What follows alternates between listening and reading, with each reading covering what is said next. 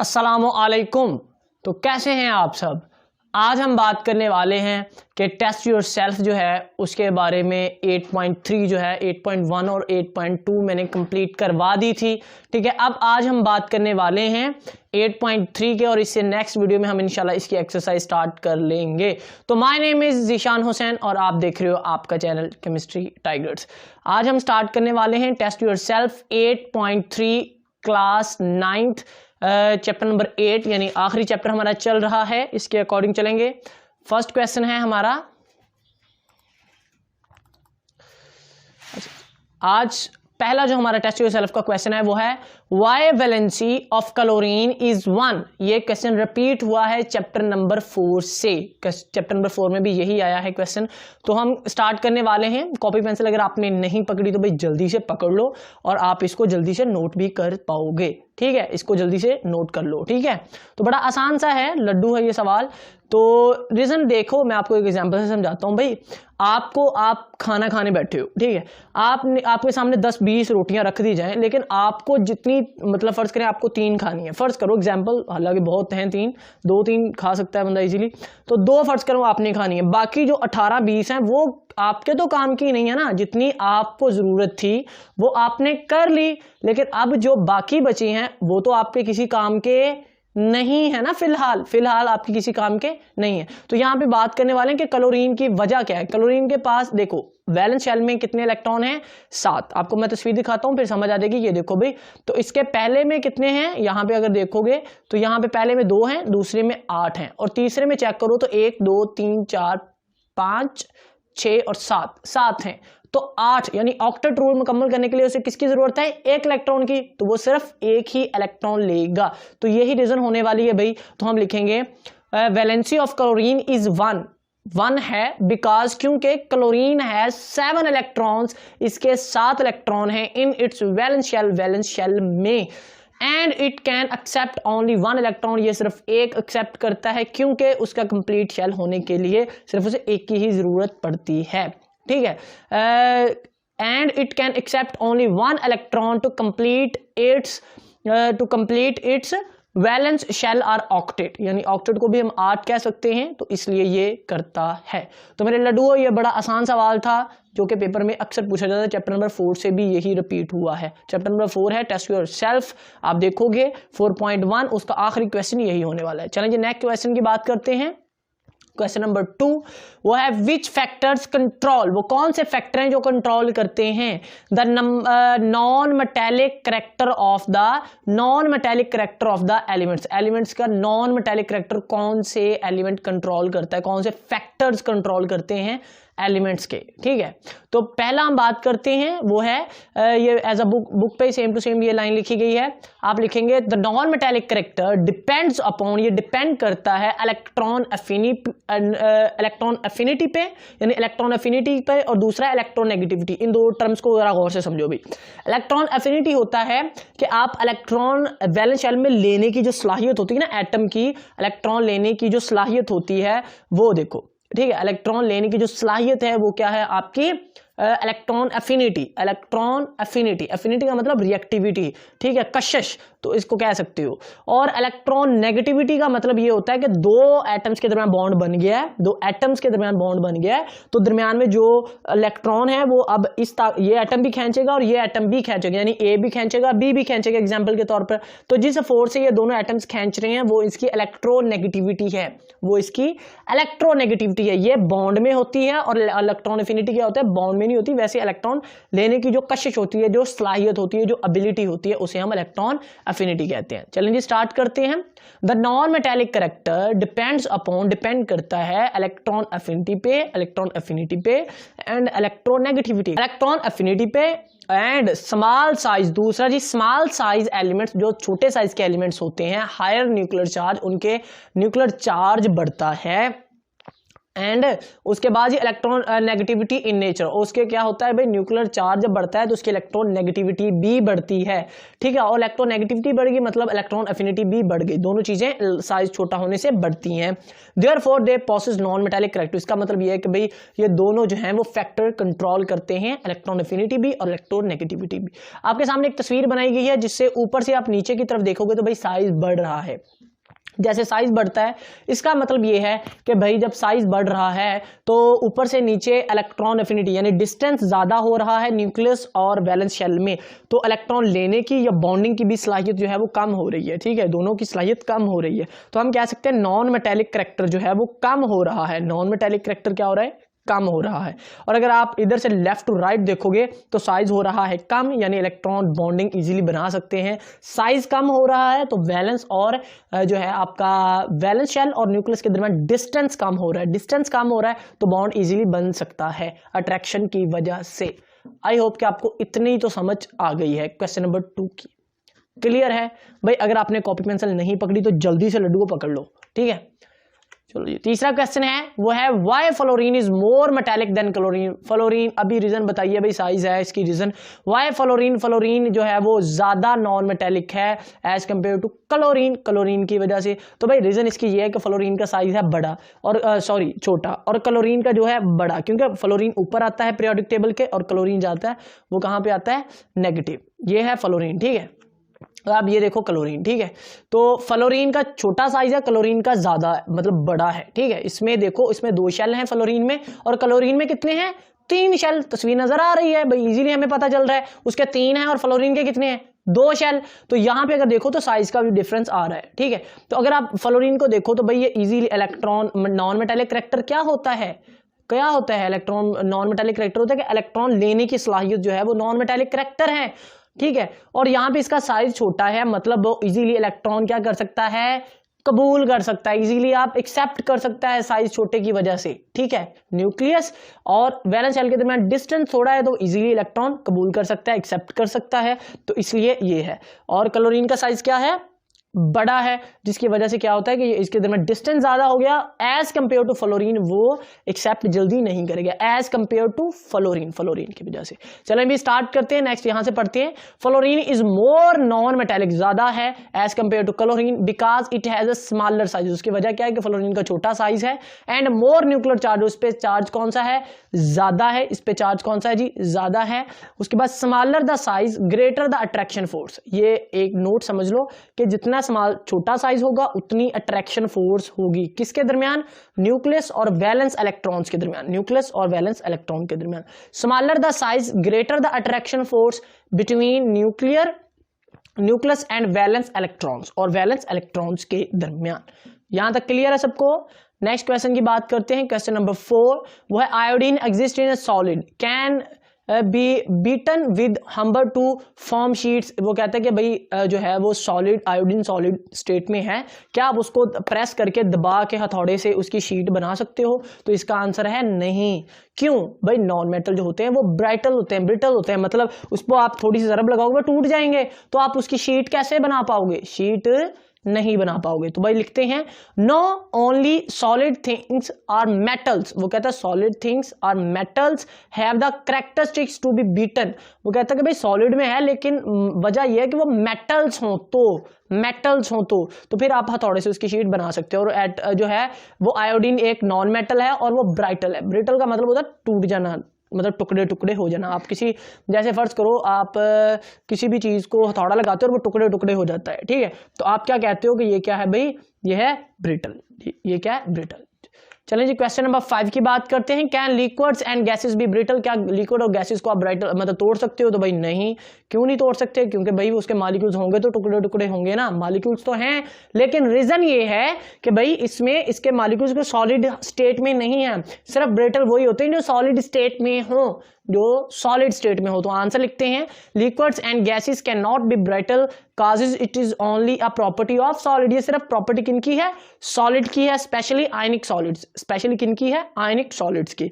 तो एग्जांपल के तौर पर भाई जरूर लिखिएगा water and oxygen can not B brittle. Water और ऑक्सीजन दोनों, एक वाटर जो है वो लिक्विड है और ऑक्सीजन क्या है, गैस है, तो आप इसको कभी भी तोड़ नहीं सकते। ठीक है, यानी आप हथौड़ा लगाओ और वाटर पे आप हथौड़ा लगा के देखो तो ये टुकड़े टुकड़े हो जाएगा। भाई ऐसा नहीं होने वाला, आपने कई दफा किया भी है तो ऐसा नहीं होने वाला। चलिए जी, क्वेश्चन नंबर 5 हो गए। क्वेश्चन नंबर 6 की बात करते हैं। क्वेश्चन नंबर 6 जो है, क्वेश्चन नंबर 6 है why the oxygen is called non metal. Oxygen जो है वो नॉन मेटल है, क्या वजह क्या है? तो आप लिखते हो क्योंकि नॉन मेटल वो होती है जो इलेक्ट्रॉन्स को एक्सेप्ट करती हैं, इलेक्ट्रॉन्स को लेती हैं, वो हमारी क्या होती हैं जी, नॉन मेटल्स होती हैं। वो आपकी क्या होती हैं, नॉन मेटल्स होती हैं। Why the oxygen is called non metal, क्या है? ऑक्सीजन हैज 6 इलेक्ट्रॉन्स, ऑक्सीजन के वैलेंस शेल में कितने हैं, इलेक्ट्रॉन 6 हैं। इट फॉर्म, और ये बनाती है नेगेटिव आयंस। नेगेटिव आयन के मेटल की आप बुक पे देखोगे तो भाई सेम डेफिनेशन लिखी गई है। और ये कितने इलेक्ट्रॉन गेन करता है, 2 गेन करता है electrons like with other non metals, therefore oxygen is a non metal. इसकी वजह क्या है, ऑक्सीजन क्या है, नॉन मेटल है। तस्वीर पे आप देखो भाई, पहले में कितने हैं, 2, और अगले में कितने हैं, 6 इलेक्ट्रॉन्स। ठीक है, तो ये 8 पूरे करने के लिए इसको कितने चाहिए, 2 इलेक्ट्रॉन चाहिए। तो ये 2 कबूल करने के बाद ऊपर देखोगे तो भाई यहाँ पे आपको पास 2- लिखा हुआ है। 2- का मतलब ये है कि भाई इसने 2 इलेक्ट्रॉन ऐड कर लिए। नेगेटिव का मतलब नेगेटिव चार्ज आ गया, मतलब इलेक्ट्रॉन गेन कर लिए, और गिनती लिखी हुई है मतलब इतने कर लिए हैं। सही है, तो आप कर सकते हो। नेक्स्ट क्वेश्चन की बात करते हैं, क्वेश्चन नंबर 7, वो है name 2 non metals which are both brittle and non ductile. वो कोई सी 2 ऐसी नॉन मेटल्स के नाम लिखो जो ब्रिटल यानी टूट जाती हैं और नॉन डक्टाइल है यानी कि वो डक्टाइलेबल नहीं है। तो पहली है जी graphite and iodine. Graphite and iodine ये दोनों नॉन मेटल्स हैं और ये टुकड़े टुकड़े हो जाती हैं और नॉन डक्टाइबल है। ठीक है, यानी कि ये नॉन डक्टाइलेबल है। आयोडीन आर द नॉन, वो कहते हैं ये 2 नॉन मेटल्स हैं which are brittle and the non ductile in nature. तो बड़ा आसान है, एमसीक्यूज के लिए पूछा जा सकता है। नेक्स्ट है question number 8। Question number 8, name the most abundant non metal in the earth crust. बहुत इंपॉर्टेंट शॉर्ट क्वेश्चन है। वो कौन सी नॉन मेटल है जो सबसे ज्यादा अर्थ क्रस्ट में पाई जाती है? तो भाई उसका नाम है ऑक्सीजन। वो क्या है, the most abundant non metal in the earth crust is oxygen. वो सिर्फ ऑक्सीजन है। It is 47% of the crust. Percentage भी लिख दी गई है, 47% है और ऑक्सीजन है। एमसीक्यूज के लिए क्लिक कर लेना, शॉर्ट तो नहीं आएगा, एमसीक्यूज ही आ सकता है। तो क्वेश्चन नंबर है 9, वो है give the non metallic character in halogen. Halogen में नॉन मेटालिक कैरेक्टर बताओ। भाई सब में एक जैसा ही है, तो हैलोजन की बात हो रही है यानी ग्रुप की बात हो रही है। Non metallic trends in halogen decreases from top to bottom. भाई सिंपल सी बात है, ऊपर से नीचे ग्रुप में मेटालिक साइज बढ़ता है। साइज बढ़ने से नॉन मेटालिक कैरेक्टर ये होता है कि भाई इलेक्ट्रॉन लेके आना, बार बार बात हो रही है, इलेक्ट्रॉन आप गेन करते हो तो भाई मतलब नॉन मेटालिक कैरेक्टर है ये। सही है, नॉन मेटालिक कैरेक्टर है। तो जैसे जैसे साइज बढ़ रहा है इसका मतलब ये है कि साइज बढ़ने से क्या हो रहा है, इजीली इलेक्ट्रॉन गेन नहीं हो रहा। निकालना आसान हो रहा है लेकिन लेना मुश्किल हो रहा है, तो इस वजह से इसका डिक्रीज हो रहा है। ठीक है, तो एग्जाम्पल के तौर पर लिखा है fluorine is more non metallic as compare to iodine. Iodine सबसे बड़ा साइज है इसका और फ्लोरीन का छोटा है, तो फ्लोरीन नॉन मेटालिक ज्यादा हुई as compare to iodine, as compare to iodine. तो क्वेश्चन नंबर 9 हो गए हमारे, बड़े इजी से क्वेश्चन नंबर। ये एग्जाम्पल भी लिखी गई है तो आप इसको थोड़ा सा टेढ़ा करके बना सकते हो। पहले साइज छोटा है यानी फ्लोरीन का है और ऐसे साइज बढ़ता है। साइज बढ़ने से क्या होता है जी, इजीली इलेक्ट्रॉन आप कबूल नहीं कर पाते। ठीक है, चलें जी क्वेश्चन नंबर 10 वो करते हैं। Why do the non metals, जो नॉन मेटल्स हैं, accept electron readily. Non metals जो हैं वो बड़ी जल्दी से इलेक्ट्रॉन कबूल कर लेते हैं, वजह बताएं। Non metals accept electron readily बहुत जल्दी से करते हैं because they are more electronegative, क्योंकि ये बहुत ज्यादा इलेक्ट्रोनेगेटिव हैं। इलेक्ट्रोनेगेटिव हैं यानी इलेक्ट्रॉन गेन करने की सलाहियत इनकी ज्यादा है।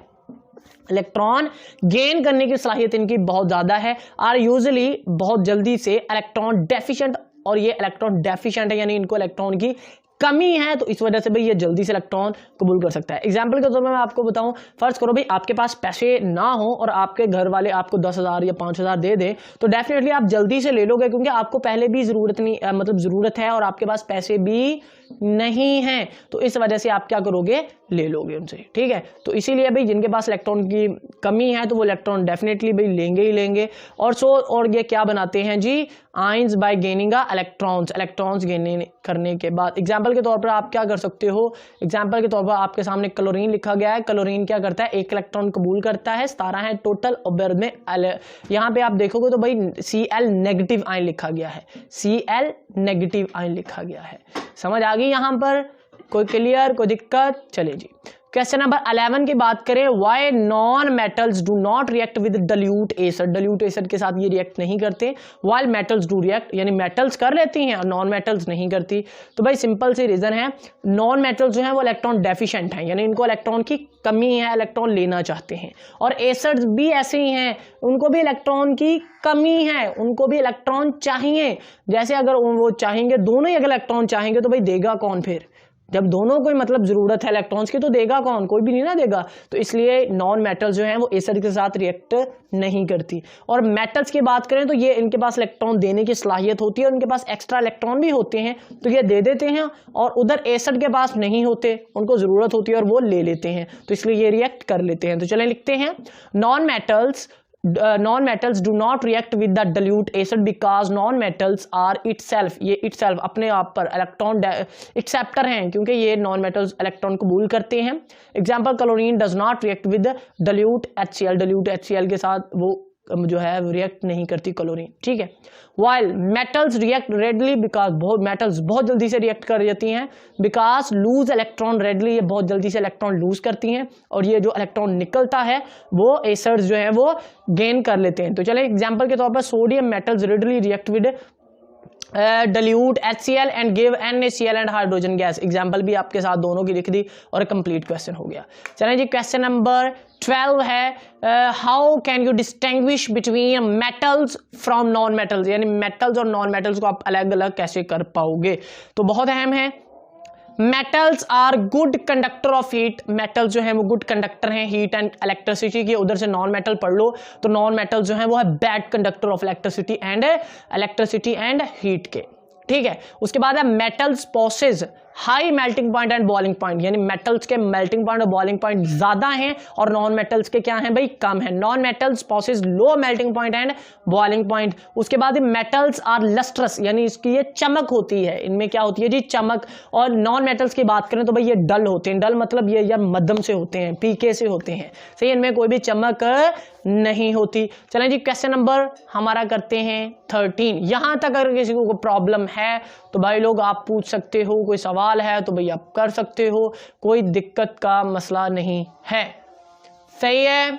चलो जी, question number 13, how we can distinguish a substance, आप सब्सटेंस डिस्टिंग्विश करते हो, इज द मेटल और non metal with the help of an acids. पीछे हमने फिजिकल प्रॉपर्टी पर कर दिया, अब हमने with the help of acid करना है। चलें जी, स्टार्ट करते हैं। Metals react with dilute acids, आपको पता है भाई पीछे हमने सवाल किया है कि मेटल्स जो है वो इजीली रिएक्ट कर जाती हैं डाइल्यूट एसिड के साथ, और नॉन मेटल्स डाइल्यूट एसिड के साथ रिएक्ट नहीं करती। समझ आ गई यहाँ तक, कोई दिक्कत? चलेंगे नेक्स्ट स्टार्ट करते हैं। इलेक्ट्रॉन्स एक्सेप्टर ये है, तो नीचे एग्जांपल लिखिए, Zn प्लस HCl अगर करें तो ZnCl2 बनता है प्लस हाइड्रोजन गैस। दूसरी एग्जांपल है Zn प्लस H2SO4 के साथ अगर रिएक्शन करें तो बनाते हैं ZnSO4 प्लस हाइड्रोजन गैस। अगर यही रिएक्शन अगर हम नॉन मेटल के साथ, सॉरी ये Zn लिखा गया है तो ये मिस्टेक हो गई, यहाँ पे आपने कर लेना है कोई भी नॉन मेटल, यानी कि आप आयोडीन कर लो, यहाँ पे आयोडीन कर लो, ठीक है, ये गलती से लिख दिया गया, ठीक है, यहाँ पर आपने आयोडीन कर लेना है, सही है। आपको स्क्रीन पे मैं दिखा देता हूँ ताकि क्लियर हो जाए, तो ये आपका क्लियर हो गया।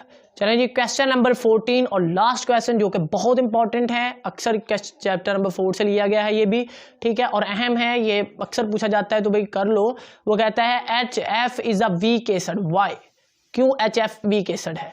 तो भाई एसिड वो चीज होती है जो जल्दी से H दे दे, H दे दे, ठीक है, H पॉजिटिव आयन अगर दे दे तो भाई एसिड है जल्दी, अगर ना दे जल्दी ना दे, पहली बात है, अगर वो दे दे तो वो एसिड है, अगर ना दे तो वो एसिड नहीं है। अगर अब बात करते हैं स्ट्रॉन्ग एसिड और वीक एसिड की, तो जो जल्दी दे दे H पॉजिटिव आयन वो आपका स्ट्रॉन्ग एसिड, और जो जल्दी ना दे वो वीक एसिड। क्लियर है, यानी कि जो जल्दी दे दे वो स्ट्रांग और जो जल्दी ना दे वो वीक। तो भाई उसकी रीजन ये है कि HF में पाई जाती है हाइड्रोजन बॉन्डिंग। आप चैप्टर नंबर 4 में पढ़ के आओ हाइड्रोजन बॉन्डिंग वाला टॉपिक। अगर नहीं पढ़ा तो भाई लिंक आपको डिस्क्रिप्शन में मिल जाएगा। ये तो बस स्लाइड्स पे इसलिए पढ़ाए जा रहे हैं ताकि आपका टाइम बहुत ज़्यादा बच सके, ठीक है। अगर मैं ये अकेला अकेला क्वेश्चन बोर्ड पे लिखूंगा तो डेफिनेटली 1-1.5 घंटे की वीडियो तो पक्की है। तो यहाँ पे तो बस छोटी वीडियो बना के ताकि आपको लिखे लिखाई हर चीज क्लियर हो जाए। चलें स्टार्ट करते हैं। HF is a weak acid because it does not release its proton easily, क्योंकि इजीली प्रोटॉन डोनेट नहीं करता, रिलीज नहीं करता due to presence of strong hydrogen bonding. Reason बता दिया आपने, strong hydrogen bonding and its ionised to a small extent in aqueous solution. अगर हम इसको एक्वस सोल्यूशन में हल करते हैं, एक्वस सोल्यूशन होता है पानी में किसी चीज को हल करना। अगर आप HF को पकड़ते हो पानी में हल करते हो तो जल्दी से ये आयोनाइज नहीं होता, कंप्लीटली आयोनाइज नहीं होता, ठीक है। तो नीचे आपको डायग्राम दिखाई दे रही है, तो भाई ये इसमें हाइड्रोजन डॉटेड लाइंस वाली हैं, वो आपकी हाइड्रोजन बॉन्डिंग है, ठीक है। यहां तक अगर आपको भाई कोई दिक्कत है तो पूछ सकते हो। अगर आपको ये वीडियो अच्छी लगी तो भाई लाइक कर दें। चैनल को अभी तक सब्सक्राइब नहीं किया तो सब्सक्राइब कर लो, क्योंकि आपको इस चैनल पे इसी तरह की रिलेटेड सारी वीडियोस मिलती रहती हैं। तो मिलते हैं अगले वीडियो में, तब तक के लिए खुदा हाफिज। नेक्स्ट वीडियो में इंशाल्लाह हम एक्सरसाइज स्टार्ट करने वाले हैं, उसमें मैं MCQs करवाऊंगा कंप्लीट आपके जो है वो डिटेल जो है इंशाल्लाह नेक्स्ट वीडियो में हम बात करेंगे। तो चलिए मिलते हैं अगली वीडियो में, तब तक के लिए खुदा हाफिज।